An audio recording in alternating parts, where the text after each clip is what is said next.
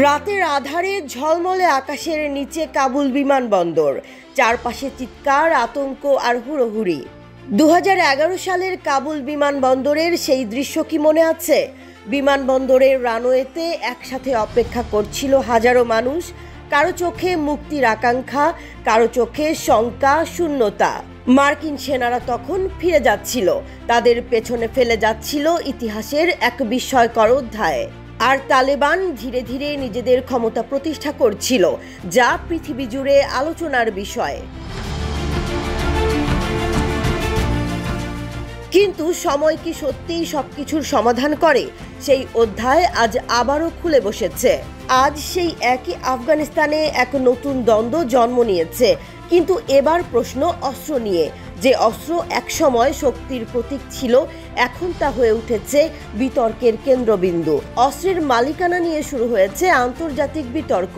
এই বিতর্ক উস্কে দিয়েছে ডোনাল্ড ট্রাম্প, যিনি সম্প্রতি ঘোষণা করেছেন, তালেবান আমাদের অস্ত্র ফেরত না দিলে তাদের আর কোনো আর্থিক সাহায্য দেয়া হবে না।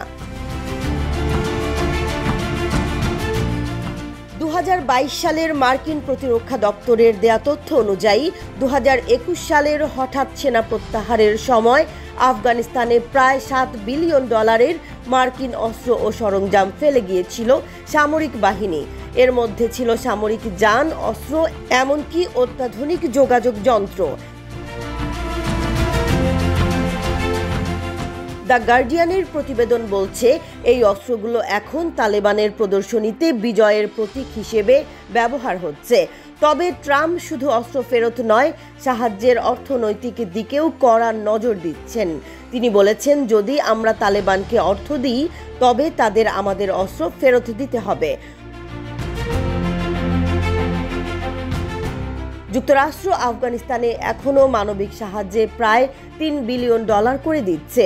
তবে এই অর্থ সরাসরি তালেবান সরকারের কাছে যায় না, বরং এটি জাতিসংঘ এবং এনজিওগুলোর মাধ্যমে বিতরণ করা হয়। তালেবান এই অভিযোগ অস্বীকার করেছে।